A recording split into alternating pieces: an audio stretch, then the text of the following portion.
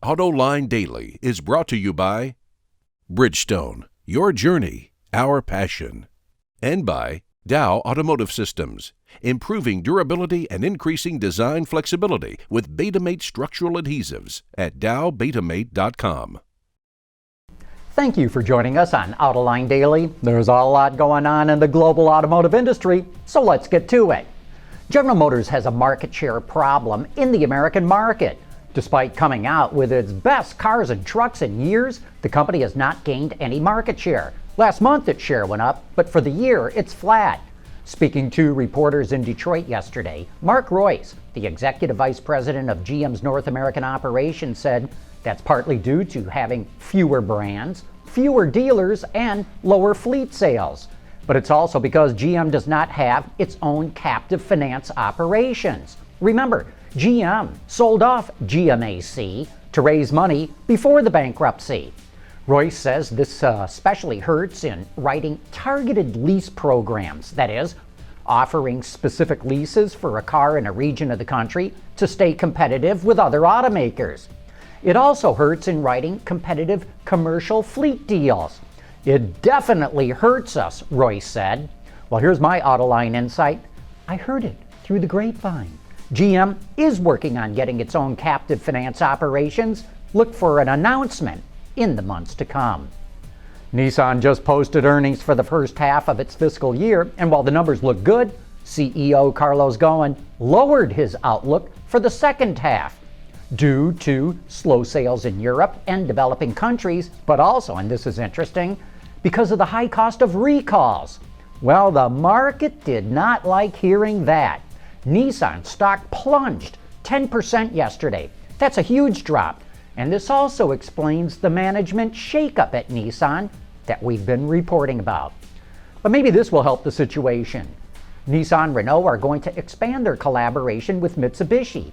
They already make K cars, and remember that's KEI, not the old Chrysler K cars. They make K cars together for the Japanese market, and now they're going to do an EV version for global sale. And Mitsu will get 2 sedans based on Renault platforms. One of those will be a full-size D-segment car made in Korea by Renault Samsung and shipped to the US and Canadian markets. The other will be a C-segment car, but they didn't announce where that's going to be sold. Toyota revealed more concepts for the Tokyo Motor Show. First up is the FCV concept, which is short for fuel cell vehicle. It features a smaller, less expensive fuel cell system with a range of 500 kilometers. That's about 310 miles. It could be on sale around 2015. Next up is this futuristic-looking FV2. It doesn't have a steering wheel. Instead, the driver shifts his body weight to turn the vehicle. It's also a connected car, meaning it can communicate with other vehicles or road infrastructure. It also features an augmented reality display on the windshield, and even its body color can be changed. Next is the JPN Taxi concept, powered by an LPG hybrid system, and features a design to make it easier to get in and out of. And last but not least are Toyota's minivan concepts, the Voxy and Noah. These 7-seat vehicles are powered by a 2-liter gasoline engine or a 1.8-liter hybrid. Production versions are scheduled to launch next year in Japan. Johnson Controls just introduced a much smaller battery for micro hybrids that could help them become a lot more popular. Currently, battery packs for those systems can fill up a lot of the trunk, but the Detroit News reports JCI'S 48-volt lithium-ion battery is about the size of a shoebox. When combined with an advanced 12-volt lead-acid battery and start-stop technology, the system is about 15% more efficient than a non-hybrid one. JCI sees this going in full-size pickups and SUVs at a cost of hundreds of dollars, not the thousands that they now cost. And that could be the enabling technology for these vehicles to meet stringent CAFE standards. And you know, JCI is not the only one working on this kind of system. We have a lot more detail about Bosch's mild hybrid coming up next.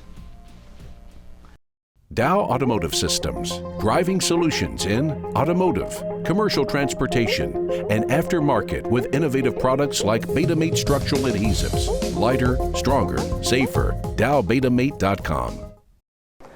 Every 2 years, the Robert Bosch Company opens up its doors to the media to come on in and look at all the technology that it's working on. Some of that technology is right around the corner, some of it is decades down the road, but here is one of those technologies.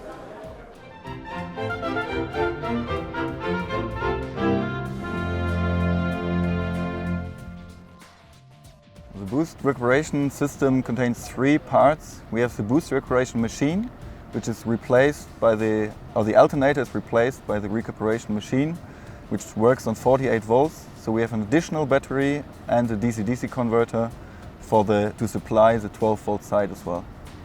During a test drive you can see the recuperation power, but you don't really feel it, but we can display it on a visualization here inside the car.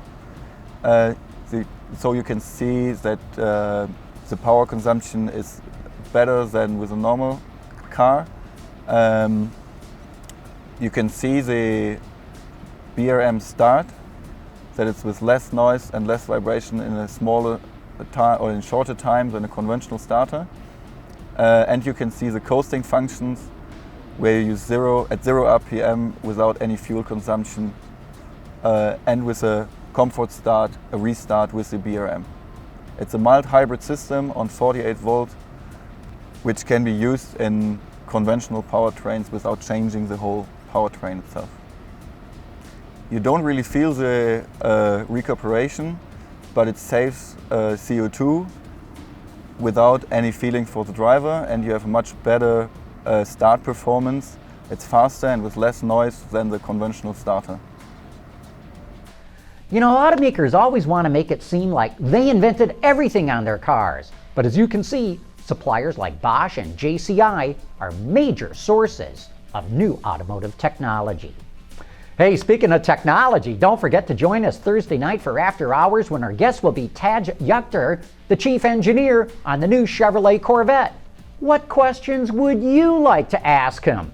Well, let us know. We're going to get going at 6 p.m. Eastern Time this Thursday evening, though you can always catch that show later at your leisure at our website, at iTunes, or our YouTube channel. And that wraps up today's report. Thank you for watching, and please join us again tomorrow.